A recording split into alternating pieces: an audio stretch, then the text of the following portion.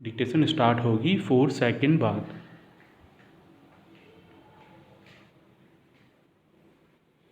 Start. किसी भी उम्र में शादी करें, लेकिन शादी के बाद के जीवन का सीखना उन तमाम तरह के सीखने से अच्छा खासा अलग हो जाता है जिन्हें हम शादी से पहले तक सीखते आ रहे होते हैं।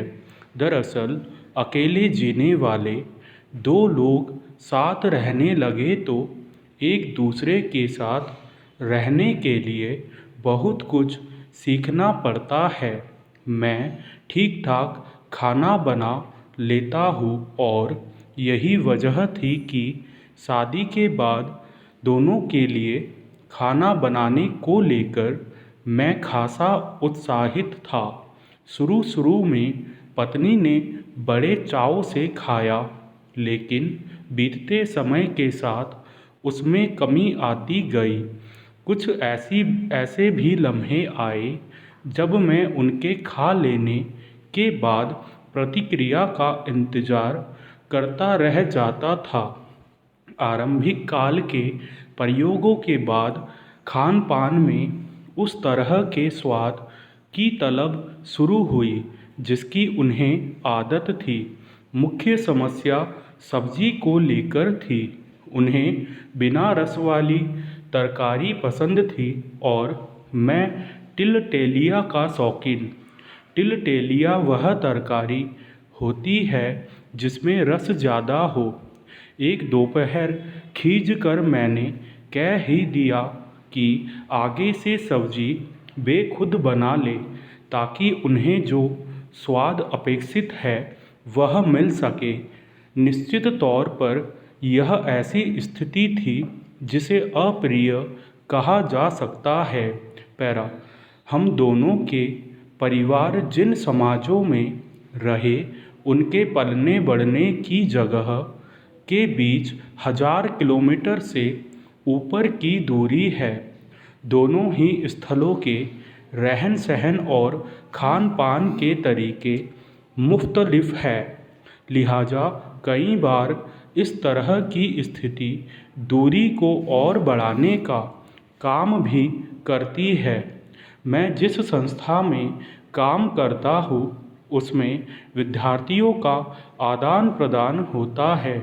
मसलन नवीं कक्षा के 20-25 विद्यार्थी अपने राज्य से बाहर के किसी विद्यालय जाते हैं और उस विद्यालय के उतने ही विद्यार्थी यहाँ आते हैं। उत्तर प्रदेश के बलिया के विद्यार्थी केरल के एर्नाकुलम आते हैं।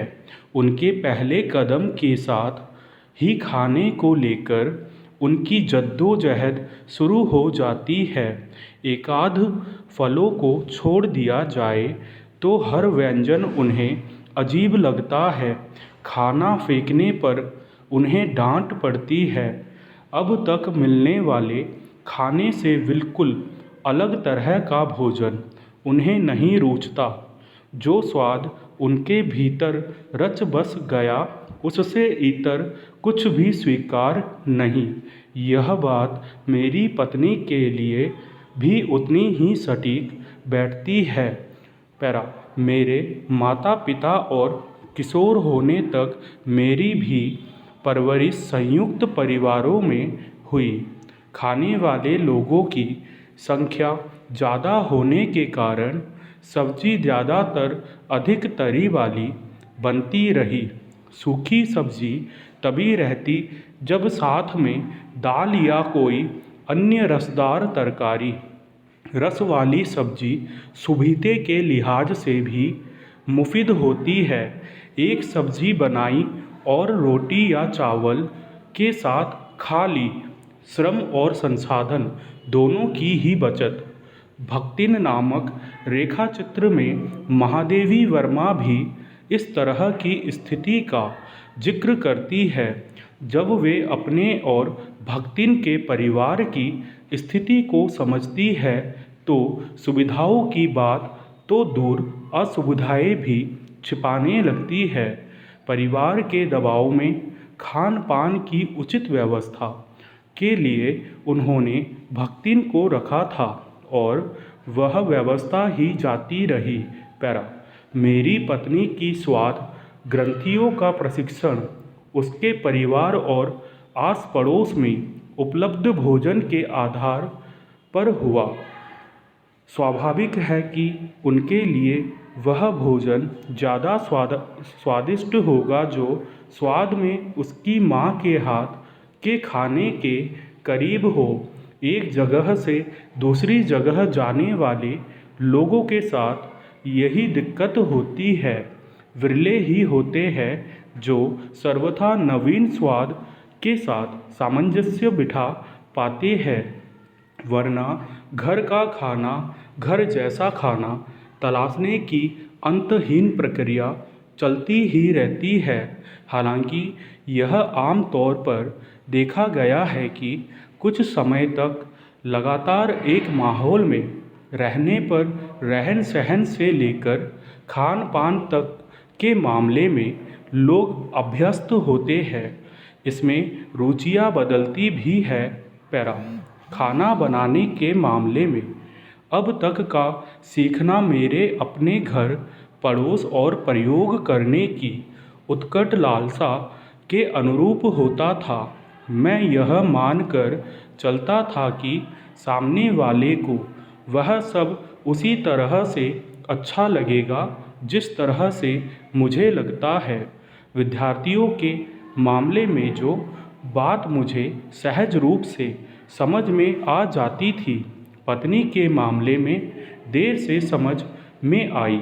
यूँ देखा जाए तो तरकारी सूखी हो या तरी वाली, इससे ज़्यादा फर्क नहीं पड़ता, लेकिन अपना बनाए हुए खाने के स्वाद की छाप जब खाने वाले के चेहरे पर दिख जाए तो वह अनुभूति बहुमूल्य होती है।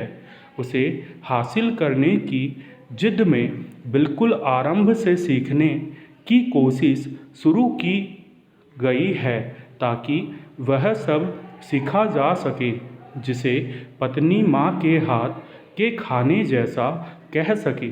यह प्रक्रिया मुझे भी उस नए तरह के स्वाद के साथ जोड़ेगी।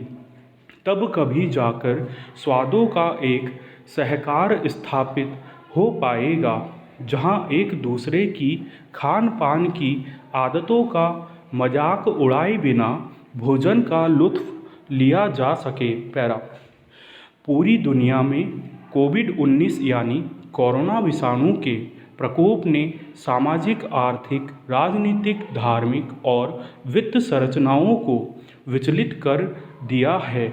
ऐसे में भारत और यहाँ के आम लोगों की आर्थिक हालत बहुत बुरी हो चुकी है। दूसरी ओर महंगाई आसमान छू रही है।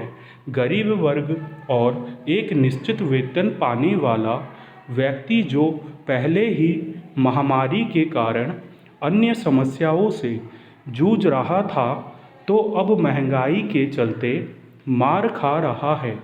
मुद्रास्फीति के कारण रोज़मर्रा की चीज़ें महंगी होती जा रही है और गरीब वर्ग के लोगों को उसका नुकसान उठाना पड़ रहा है। कई राज्यों में प्रतिदिन पेट्रोल डीजल के दाम बढ़ने से जनता को पहले ही परेशानियों का सामना करना पड़ रहा है। वहीं घरेलू सामान, तेल, गैस और खाद्य पदार्थों की कीमतों में बढ़ोतरी ने लोगों को संकट में डाल रखा है। महामारी के कारण देश की आधी जनसंख्या बेरोजगार बैठी है। लोग दो वक्त की रोटी पाने के लिए संघर्ष कर रहे हैं और ऐसे में महंगाई का इस तरह बढ़ना उनकी मुश्किलों को और बढ़ा रहा है। पैरा देश की जनता सरकार के वादों पर भरोसा करके उन्हें वोट देती है ताकि वह उनकी समस्याओं का हल करे, लेकिन चुनाव में जीतने के बाद सरकार अपनी आवश्यकताओं की पूर्ति को महत्व देती है, न कि देश के नागरिकों को।